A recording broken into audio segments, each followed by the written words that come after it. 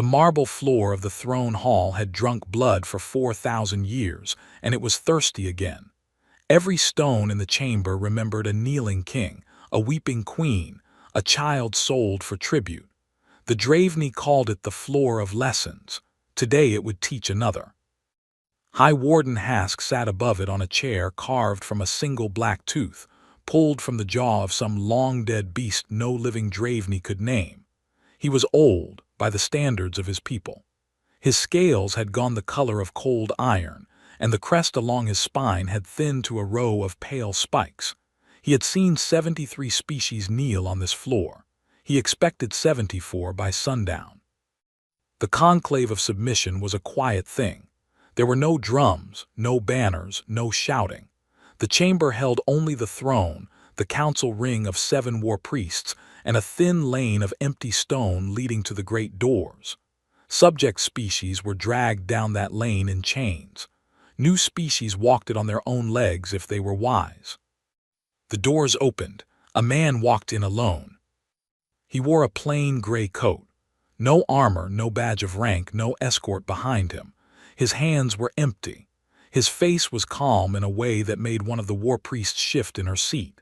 He carried only a small black cube, no larger than a closed fist, held loosely at his side. Hask leaned forward. His translator clicked on. "Name yourself." "Dane Veller," the man said. "I speak for the people of the world you call Aldrin's Reach." "You speak for humanity." "I do." "Kneel." Dane did not kneel. A low hiss moved through the war priests. The 2 human attendants behind Dane, a young woman and a gray-haired man, stood quietly at the door. Neither of them looked afraid. That was the first thing Hask noticed, and it troubled him in a way he could not name. Fresh tribute species came in trembling. These 2 stood like people waiting for a bus. Hask raised one clawed finger. 2 of his guards stepped from the shadows, took the human attendants by the arms and walked them to the center of the floor. The gray-haired man's coat was straightened gently by the young woman before the guards forced them down. The blades came out. The blood came out. The floor of lessons drank. Dane Veller did not move. He did not blink. He watched the 2 people he had walked in with die on the stone, and his face did not change. Hask waited until the last sound stopped. Then he spoke again, softer this time. "Kneel, or I send a fleet to your world and finish what we started here." Dane stepped forward. He stopped at the edge of the wet stone, careful not to put his boot in the blood, and set the small black cube down on the floor. "You want war," he said. The chamber went still. Every war priest leaned in. Hask felt the air change in a way he had not felt in 1,000 years.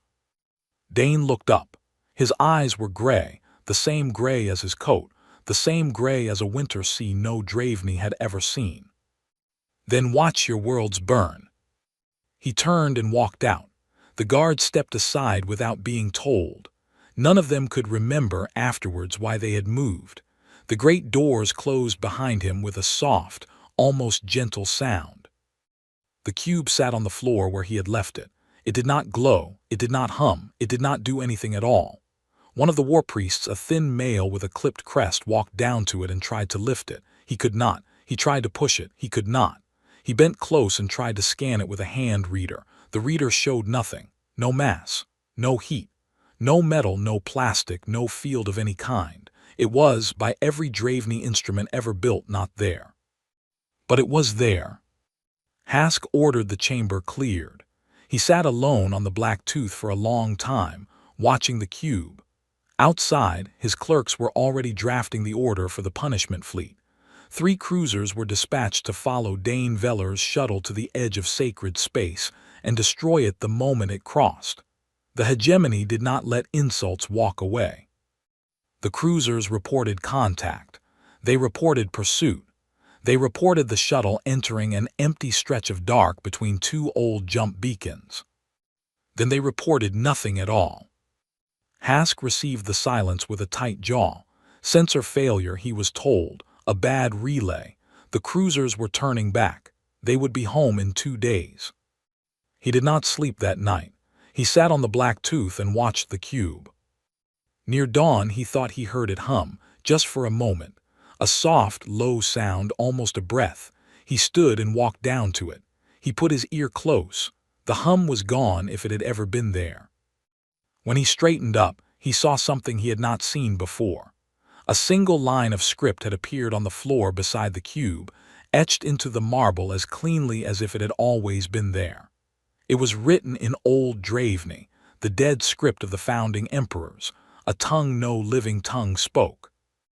It said only this: "Burning begins at the edges." High Warden Hask, who had ordered the deaths of more beings than he could count, who had never in his long life been afraid, felt his iron-colored scales lift very slightly along his spine. Outside, somewhere on the rim of his empire, a mining world called Threll was about to go dark. Threll was a world made for taking. It had no sky worth looking at, only a thin red lid of dust held in place by old machines. Beneath that lid, 6 million Draveni overseers and the broken backs of 40 different subject species pulled rare metals out of cracked rock for 10 hours a day, 6 days a week. The 7th day was rest. Threll had no rest. The 7th day was for repairs. Overseer Vrul had worked the deep shaft for 60 years. He knew the song of the drills the way a sailor knows the sea. When the song changed, he heard it before any alarm. On the morning his world died, he heard it at exactly 9 bells local. The drills did not slow. They simply stopped, all of them, at the same moment, across every shaft on the planet. He stood very still in the dark, one clawed hand on a railing, and waited for the backup generators to kick in. They did not. He waited for the breathing masks to engage. They did not. He waited for any of the 10,000 small noises a working colony makes to come back. None of them did. In the silence, Vrul heard something he had not heard since he was a child. He heard his own heart. Across the planet, the same thing was happening. Lifters froze in mid-rise. Gravity plates went flat. Atmosphere processors, which had pumped breathable air into the Warren tunnels for 90 years, stopped pumping. There was no explosion. There was no warning. There was only a sudden, perfect quiet, as if a giant hand had reached down and pressed the off switch on a planet. The air in the deep shafts was the first to go bad. It always was. Vrul had run the safety drills. He knew, in theory, that a worker had 11 minutes before the carbon built up enough to drop them. In practice, the panic took most of them in 7. He did not panic. He sat down on a rock and waited. He had ordered worse deaths than this for slaves who failed quota. He found, when his turn came, that he had nothing to say about it. In the upper towns, where families lived, mothers carried their young toward the surface in lines that became crowds and then crushes. The surface gave them nothing. The dust lid had no holes. The breathing towers had stopped. The shuttles in the orbital ring above had gone dark and were beginning, very slowly, to fall.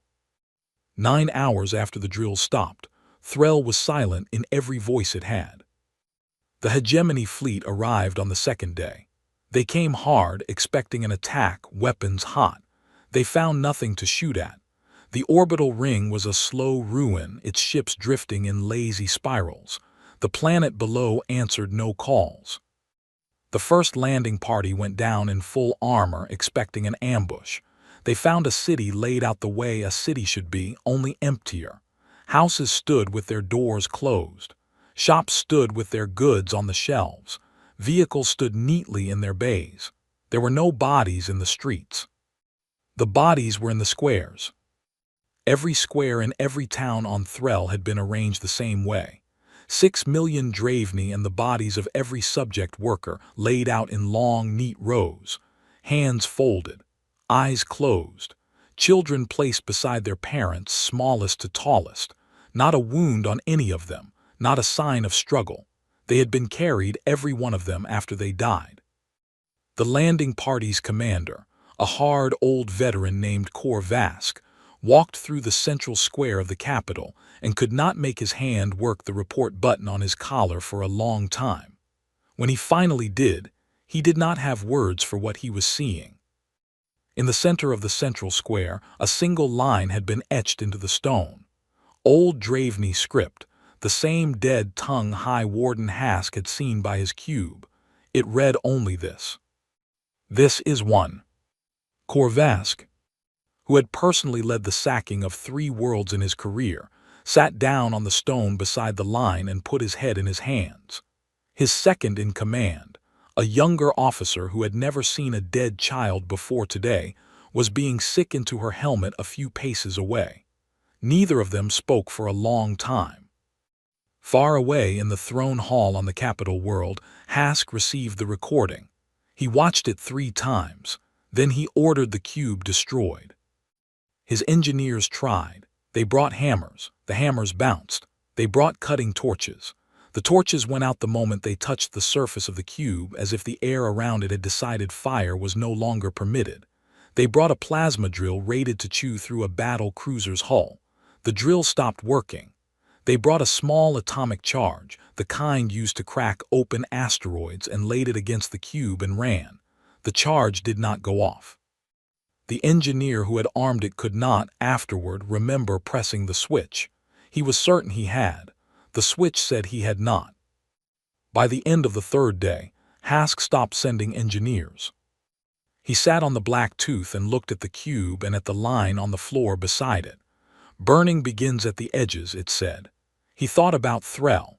He thought about the neat rows of his own people, laid out by something nobody had seen. A new line was etched into the marble while he watched. It happened slowly, as if drawn by a careful, invisible hand. He did not move.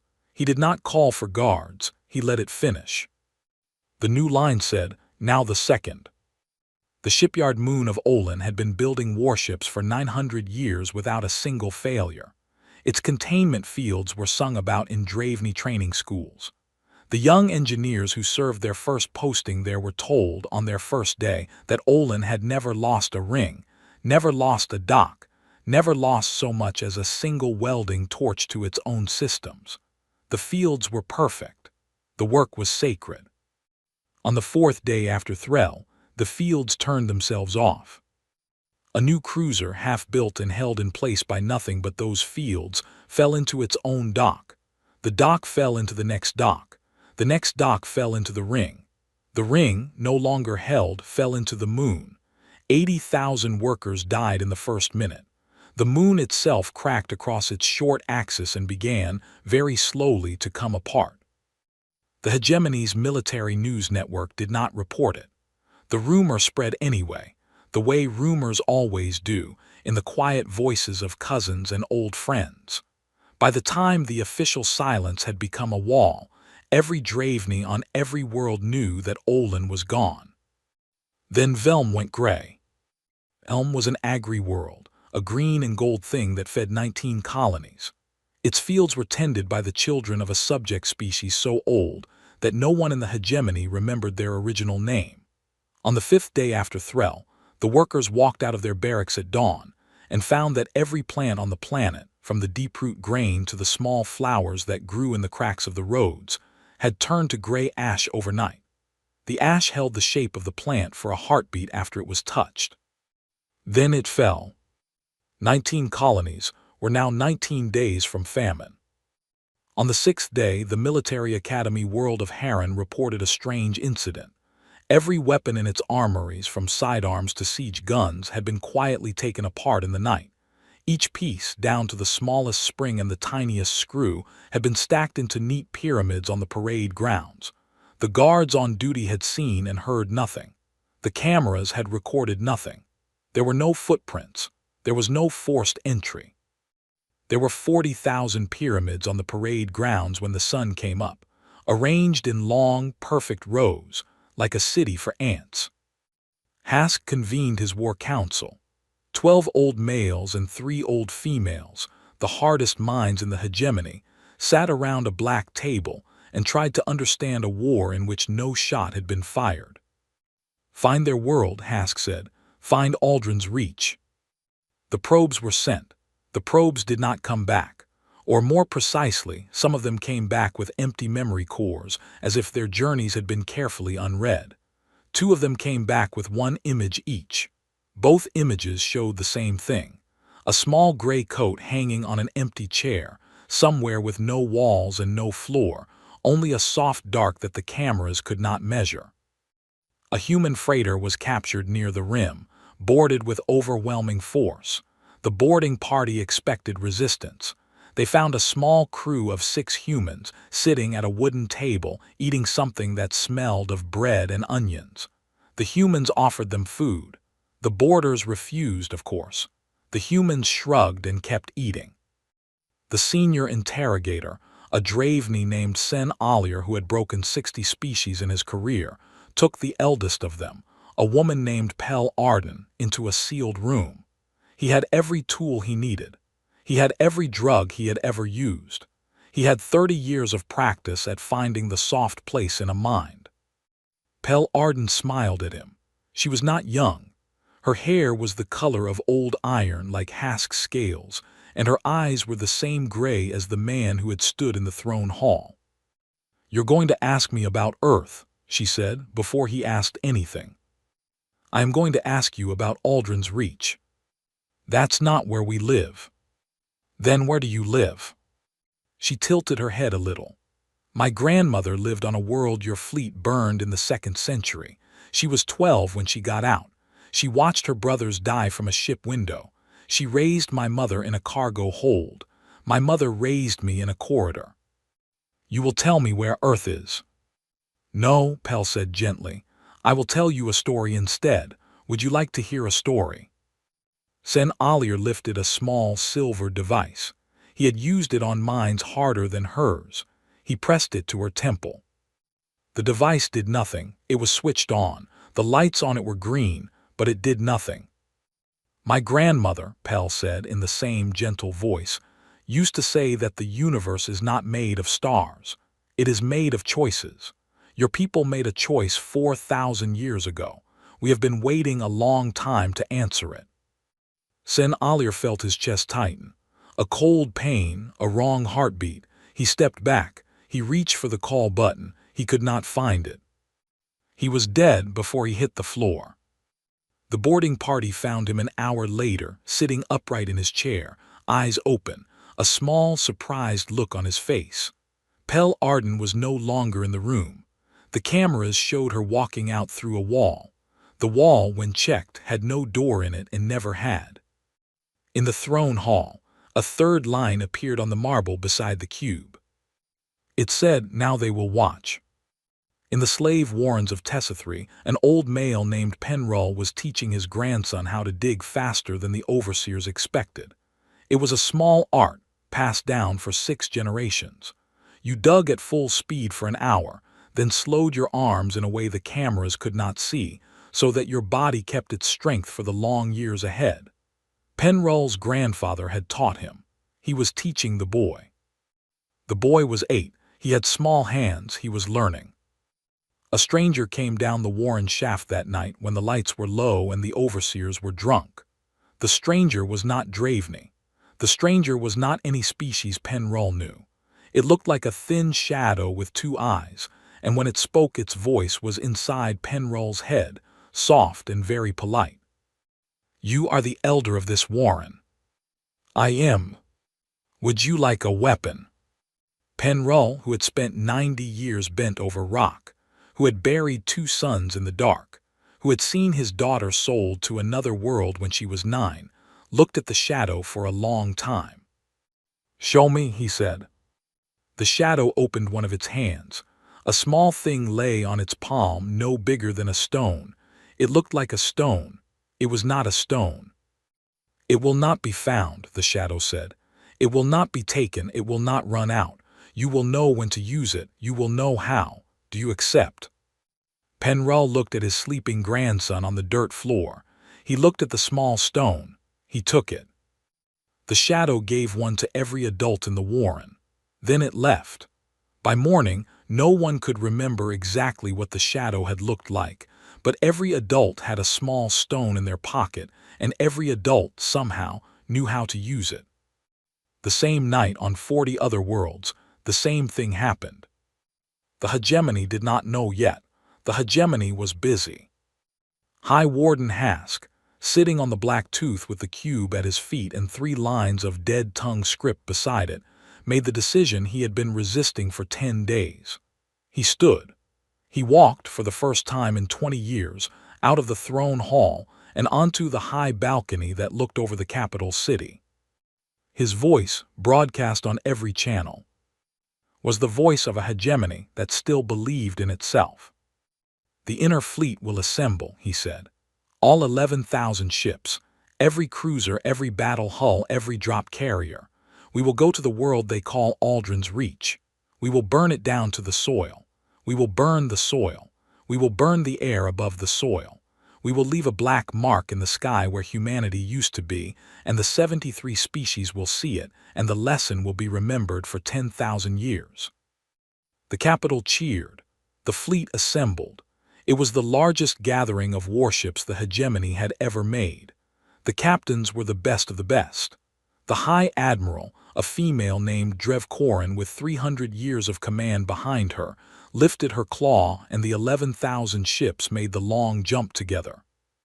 They came out where Aldrin's Reach should have been. There was nothing there. No planet, no moon, no asteroid belt, no sign that a planet had ever been there. The star was real. The orbital path was real. The space where Aldrin's Reach should have been was simply empty, and had been empty by every reading the fleet could take for a very long time. High Admiral Drev Korin gave the order to scan for cloaking fields. There were no cloaking fields. She gave the order to fire a wide spread of sensor charges. The charges fired. They lit up nothing. She gave the order to turn the fleet around. The jump engines did not respond. Not on her ship. Not on any ship. 11,000 sets of jump engines, the most reliable systems in the hegemony, all reported the same status at the same moment. Ready, awaiting input, receiving input, ignoring input. The fleet was a long way from home, 240 light-years from the nearest hegemony refueling station. The ships had enough fuel to wait, and to fight, and to hope. They did not have enough fuel to drift home. Then a voice came over every channel at once. It was calm. It was almost gentle.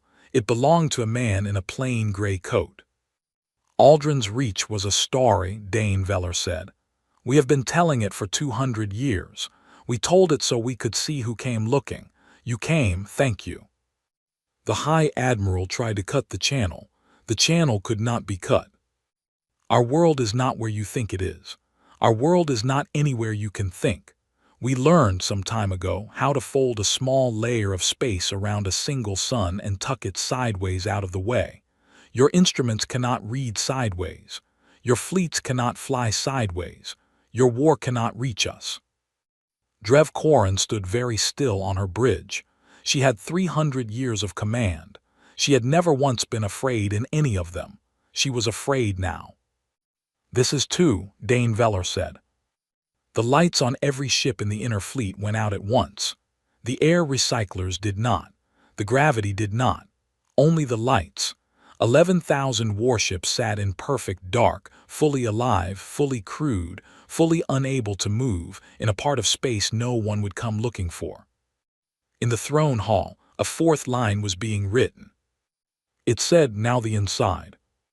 In the warren of Tessithri, 8-year-old Linral woke up to the sound of his grandfather putting on his work boots.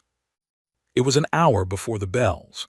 The boy sat up in the dark and watched the old male tie his laces with hands that had stopped shaking for the first time in years. Penrell looked over at his grandson. He smiled. He did not say anything. He just smiled, and that small smile told the boy more than 90 years of words ever had. Penrell walked out of the warren and up the shaft. He was the first one. By the time he reached the surface, every adult in every warren on Tessithri was walking with him. 40,000 bent backs, straightening for the first time. 40,000 small stones, warming in 40,000 pockets. It was happening on 40 worlds at the same time. In the throne hall, the cube on the marble floor began, finally, to open. It did not open in any way Hask could understand. It did not unfold like a flower or split like a fruit. The black surface simply ceased in places to be a surface, and a thing began to grow upward through the air where the cube had been. It looked like a tower. It was not a tower. It was a shape the eye could not quite hold. It grew up through the ceiling of the throne hall without breaking it. It grew up through the palace above the throne hall without disturbing a stone. It grew up through the cloud layer of the capital world until it pierced the sky. On every Draveni planet at the same moment, the same shape rose. They did not attack, they did not glow, they did not hum. They simply stood, and where they stood, Draveni technology no longer worked. Engines died, shields went soft, plasma weapons turned cold inside their casings. The lifts in the Capitol Tower stopped at the floor they were on. The lights in the War Council chamber dimmed to a thin red. The fleet in orbit fell out of orbit very slowly like leaves. The 73 subject species rose at once. Not all of them. Some were too broken. Some were too afraid. Some had been bred for so many generations into quiet hands that they did not know how to make a fist, but enough rose, more than enough. Penrol stood in the parade ground of Tessithree with his small stone in his hand. The overseer who had once broken Penrol's wrist for slow digging came running across the ground with a sidearm raised. The sidearm did not fire. The overseer kept running. Penrol lifted the stone. He did not throw it. He did not press it. He only thought very quietly that he was tired of being afraid. The overseer stopped. He looked at his own sidearm. He looked at the old male in front of him. He understood in that small clear moment exactly what he had done to exactly how many people for exactly how many years. He sat down on the ground. He waited. Penrol lowered the stone. He did not strike.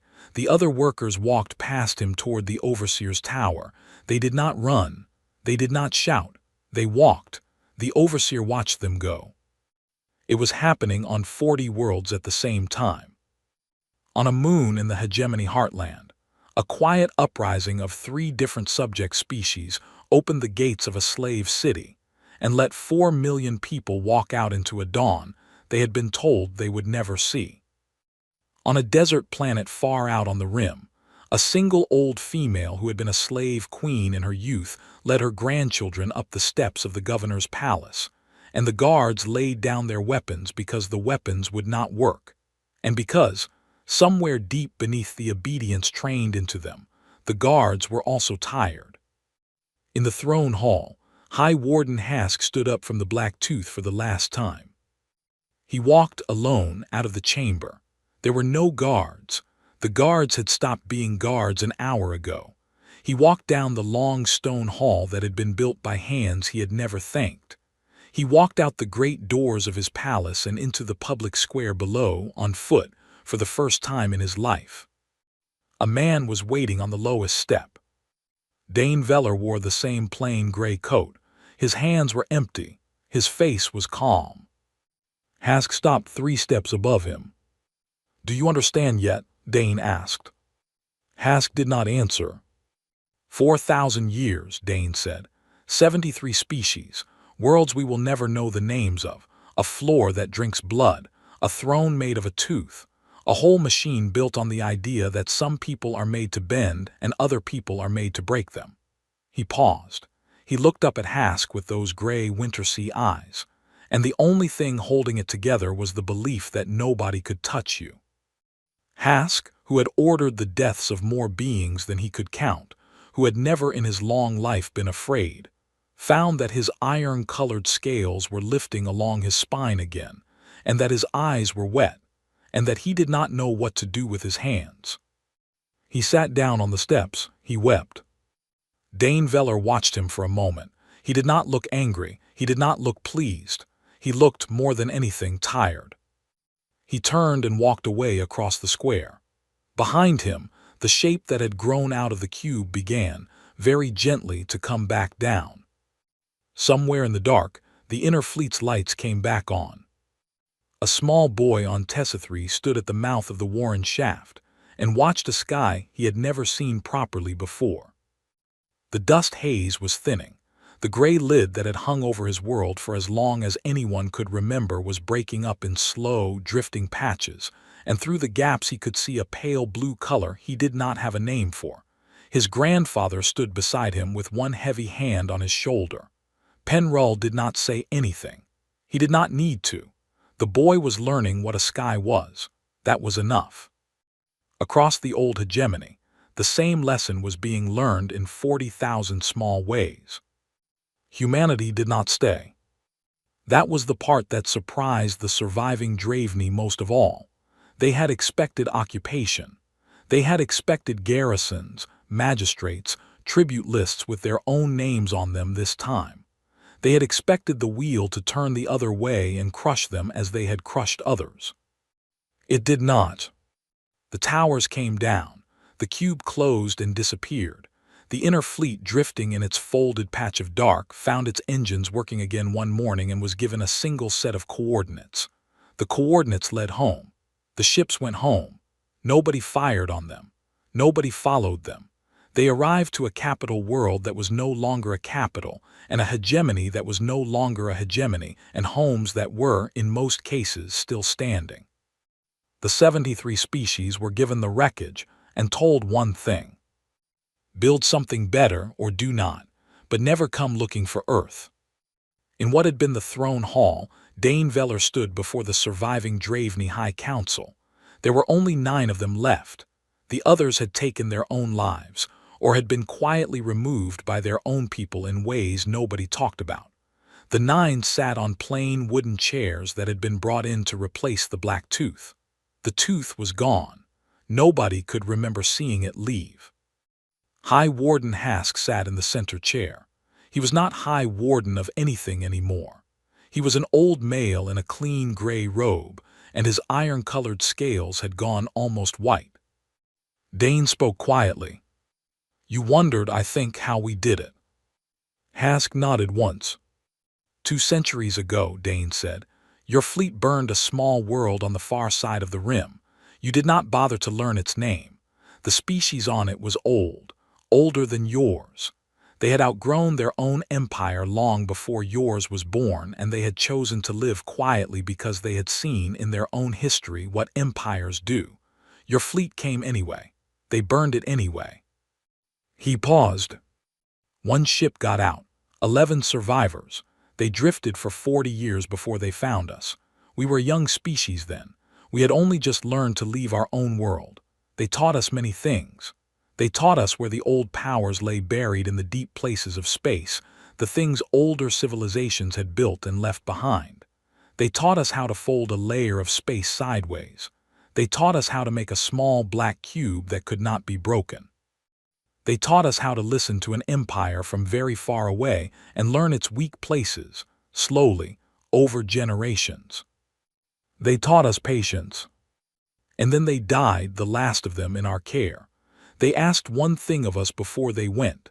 They asked us, when we were strong enough, to decide which empires deserved to fall. He looked at Hask. We have been deciding for 200 years. Yours was first. Hask sat with his old hands in his lap. He did not look away. Why did you not destroy us entirely? He asked. His voice was thin. Why are we still alive? Dane considered him for a long moment. Because extinction is mercy, he said, and the Draveney have not earned mercy.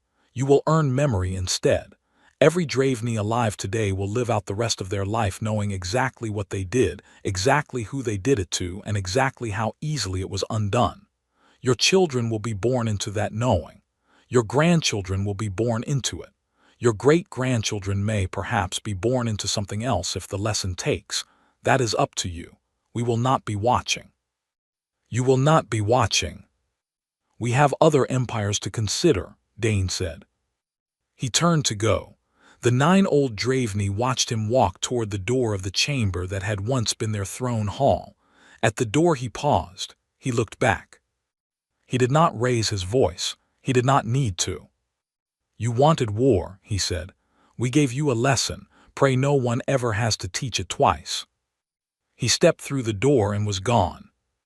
Outside, the sky over the capital city was clearing.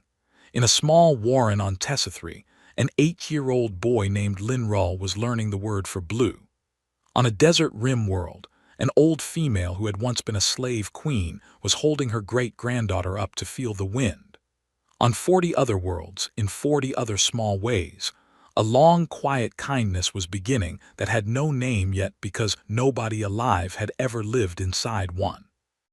And very far away, in a folded layer of space that no instrument in this galaxy could measure, a quiet blue planet turned slowly on its axis, and the people on it went on with their lives and chose, one careful day at a time, which empires would be next.